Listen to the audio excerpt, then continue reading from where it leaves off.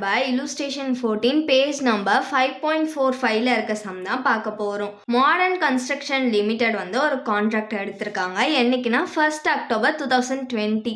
அந்த கான்ட்ராக்டுக்கான டீட்டெயில்ஸ் எல்லாத்தையுமே கீழே கொடுத்துருக்காங்க. 2 கான்ட்ராக்ட் கொடுத்துருக்காங்க. ஃபர்ஸ்ட் கான்ட்ராக்ட் 1, செகண்ட் வந்து கான்ட்ராக்ட் 2. இந்த 2 கான்ட்ராக்டுக்கு தான் நம்ம வந்து கான்ட்ராக்ட் அக்கௌண்ட் கண்டுபிடிக்க போகிறோம். கான்ட்ராக்ட் ப்ரைஸ் வந்து 27 lakh, இதுக்கு 60 lakh. Materials 5,80,000, 10,80,000. Wages paid 11,24,000, 16,50,000. Other expenses 28,000, 60,000. Plant at site 1,60,000, 3 lakh. Unused material at site 40,000, 60,000. Wages payable 36,000, 54,000. Other expenses due 4,000, 9,000.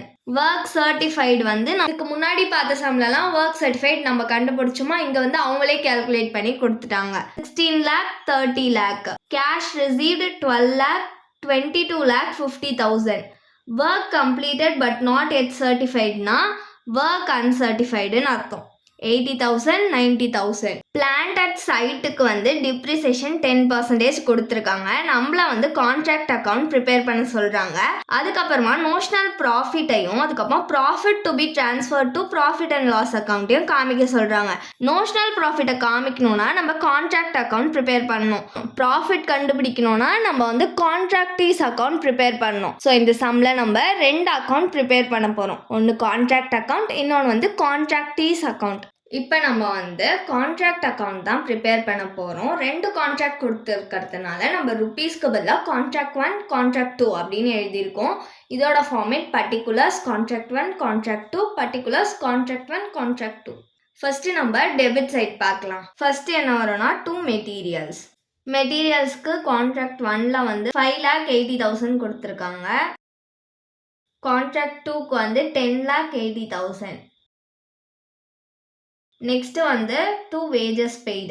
எவ்வளோனா 11,24,000. இதுக்கு 16,50,000.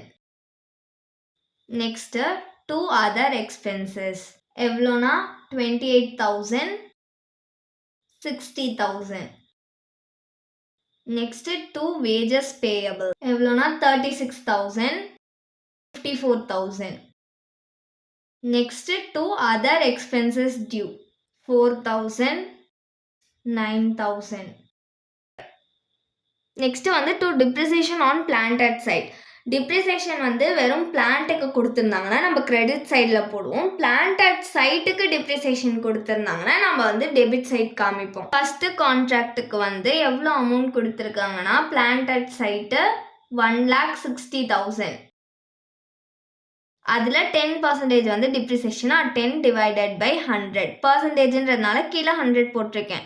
இந்த ஒரு 0 இந்த ஒரு 0 கேன்சல் ஆகிடும். இந்த 0 இந்த 0 கேன்சல் ஆகிடும். பேலன்ஸ் எவ்வளோ இருக்குது? 16,000. அதுதான் ஃபர்ஸ்ட் கான்ட்ராக்டோட depreciation on plant at site. Next second கான்ட்ராக்டுக்கு எவ்வளோ கொடுத்துருக்காங்கன்னா 3 lakh கொடுத்துருக்காங்க. அதுக்கும் 10% தான் டிப்ரிசியேஷன். இந்த 0 இந்த 0 கேன்சல் ஆகிடும். இந்த 0 இந்த 0 கேன்சல் ஆகிடும். பேலன்ஸ் எவ்வளோ இருக்குது? 30,000. இதுதான் செகண்ட் கான்ட்ராக்டோட depreciation on plant at site. Debit side இதெல்லாம் தான் வரும். இப்போ கிரெடிட் சைட் பார்க்கலாம். கிரெடிட் சைடில் first by work in progress. அதுக்கு கீழே என்ன வரும்னா ஒர்க் சர்டிஃபைடு. ஒர்க் சர்டிஃபைடு எவ்வளோ கொடுத்துருக்காங்கன்னா 16 lakh. கான்ட்ராக்ட் 2க்கு 30 lakh. நெக்ஸ்ட் வந்து ஒர்க் அன்சர்டிஃபைடு. எவ்வளோ அமௌண்ட்னா 80,000. இதுக்கு 90,000. நெக்ஸ்ட் மெட்டீரியல் அட் சைட் எவ்வளோ கொடுத்துருக்காங்கன்னா 40,000, 60,000. கிரெடிட் சைடில் இப்படி தான் வரும். இப்போ ஒர்க்கிங் நோட்ஸ் போட்டுக்கலாம். ஃபர்ஸ்ட் நம்ம கான்ட்ராக்ட் 1க்கு ஒர்க்கிங் நோட்ஸ் போட்டுக்கலாம். டெபிட் சைடில் ஆட் பண்ணோன்னா நம்மளுக்கு 17,88,000 கிடைக்கும். கிரெடிட் சைடில் ஆட் பண்ணோன்னா நம்மளுக்கு 17,20,000 கிடைக்கும். டெபிட் சைட் தான் நம்மளுக்கு அதிகமாக இருக்குது. ஸோ நம்ம கிரெடிட் சைடில் தான் வந்து பேலன்சிங் ஃபிகர் காமிக்க போகிறோம். அப்போ நம்மளுக்கு கான்ட்ராக்ட் 1ல லாஸ் கிடச்சிருக்கு. இப்போது இது ரெண்டுத்தையும் மைனஸ் பண்ணிக்கலாம். 17,88,000 minus 17,20,000. மைனஸ் பண்ணோன்னா நம்மளுக்கு 68,000 கிடைக்கும். இதை கிரெடிட் சைடில் போட போகிறோம். ஏன்னா கிரெடிட் சைடில் தான் அமௌண்ட் கம்மியாக இருக்குது. ஸோ நம்மளுக்கு இங்கே லாஸ் கிடச்சிருக்கு கான்ட்ராக்ட் 1ல். கான்ட்ராக்ட் 1ஓட டோட்டல் வந்து 17,88,000. இப்போ கிரெடிட் சைடில் போட்டுக்கலாம். 17,88,000. நம்மளுக்கு கிரெடிட் சைடு அமௌண்ட் கம்மியாக இருக்குது. ஸோ நம்ம பேலன்சிங் ஃபிகராக பை ப்ராஃபிட் அண்ட் லாஸ் அக்கௌண்ட்டில் நம்மளுக்கு லாஸ் கிடச்சிருக்கு. எவ்வளோ லாஸ் கிடச்சிருக்குன்னா 68,000. இப்போ நம்ம கான்ட்ராக்ட் 2க்கு ஒர்க்கிங் நோட்ஸ் போடலாம். டெபிட் சைடில் நம்ம ஆட் பண்ணோன்னா நம்மளுக்கு 28,83,000 கிடைக்கும். கிரெடிட் சைடு ஆட் பண்ணோன்னா நம்மளுக்கு 31,50,000 கிடைக்கும். நம்மளுக்கு கிரெடிட் சைடு தான் பேலன்ஸ் அதிகமாக இருக்கா. ஸோ டெபிட் சைடில் தான் நம்ம பேலன்சிங் ஃபிகர் காமிக்க போகிறோம். அப்போ நம்மளுக்கு ப்ராஃபிட் கிடச்சிருக்கு கான்ட்ராக்ட் 2ல். இப்போது இது ரெண்டுத்தையும் மைனஸ் பண்ணிக்கலாம். 31,50,000 மைனஸ் 28,83,000.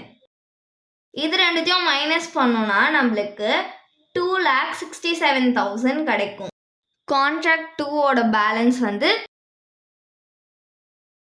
31,50,000. கிரெடிட் சைடும் டோட்டல் பண்ணிக்கலாம். 31,50,000.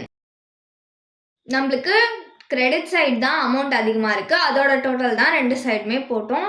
இப்போ டெபிட் சைடு நம்மளுக்கு அமௌண்ட் கம்மியாக இருக்குது கான்ட்ராக்ட் 2ல். So balancing figure debit side தான் போட போகிறோம். பேலன்சிங் ஃபிகர் நம்மளுக்கு டெபிட் சைடில் கிடச்சதுனால நம்மளுக்கு ப்ராஃபிட் கிடச்சிருக்கு. Notional profit. பேலன்சிங் ஃபிகராக நம்மளுக்கு எவ்வளோ அமௌண்ட் கிடச்சிச்சு? 2,67,000. கான்ட்ராக்ட் 1க்கு நம்மளுக்கு லாஸ் ஏற்பட்டதுனால அதை அப்படியே விட்டுற போகிறோம். கான்ட்ராக்ட் 2க்கு மட்டும்தான் நம்ம வந்து கான்ட்ராக்டீஸ் அக்கௌண்ட் போட போகிறோம். கான்ட்ராக்டி அக்கௌண்ட்டும் டபுள் சைட் தான் ப்ரிப்பேர் பண்ணுவோம். Particulars rupees particulars rupees. இது வந்து ஒரே ஒரு கான்ட்ராக்டுக்கு தான் ப்ரிப்பேர் பண்ணுறதுனால தான் ருபீஸ் போட்டிருக்கோம். ஏன்னா கான்ட்ராக்ட் 2ல் மட்டும்தான் நம்மளுக்கு ப்ராஃபிட் கிடச்சிருக்கு. கான்ட்ராக்ட் 1க்கு லாஸ் கிடச்சதுனால நம்ம கான்ட்ராக்டீஸ் அக்கௌண்ட் ப்ரிப்பேர் பண்ண மாட்டோம். இப்போ ஃபஸ்ட்டு நம்ம டெபிட் சைட் பார்க்கலாம். டெபிட் சைடில் ஃபஸ்ட்டு நம்மளுக்கு ப்ராஃபிட் அண்ட் லாஸ் அக்கௌண்ட் வரும். இதை எப்படி கால்குலேட் பண்ணோம்னா நோஷனல் ப்ராஃபிட் நம்ம கண்டுபிடிச்சோம்னா எவ்வளோ கண்டுபிடிச்சோம்? 2,67,000 இன்ட்டு 2/3 இன்ட்டு இங்கே வந்து ஒர்க் சர்டிஃபையோட பர்சன்டேஜ் தரலை. ஸோ நம்ம என்ன பண்ணோம்? கேஷ் ரிசீவ்டோட அமௌண்ட் 22,50,000 டிவைடட் பை ஒர்க் சர்டிஃபையோட அமௌண்ட் வந்து 30 lakh. ஃபஸ்ட்டு நம்ம என்ன பண்ணோம்? இது ரெண்டுத்தையும் டிவைட் பண்ணிக்கணும். 2,67,000 இன்ட்டு 2/3 இன்ட்டு இது ரெண்டுத்தையும் டிவைட் பண்ணோன்னா 0.75 கிடைக்கும் நம்மளுக்கு. 2,67,000 இன்ட்டு 2 இன்ட்டு 0.75 டிவைடட் பை 3.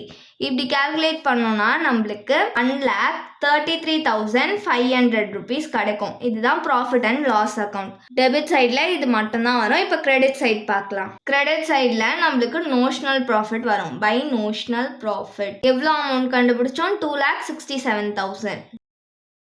இப்போ நம்மளுக்கு கிரெடிட் சைட் தான் அமௌண்ட் அதிகமாக இருக்குது. ஸோ டோட்டல் பண்ணிடலாம். 2,67,000. டெபிட் சைட்லேயும் 2,67,000.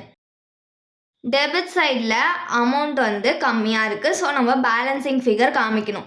1,33,500 2,67,000ஓட மைனஸ் பண்ண போகிறோம். மைனஸ் பண்ணோன்னா நம்மளுக்கு 1,33,500 rupees கிடைக்கும். இதுதான் வந்து to work in progress reserve நம்மளுக்கு.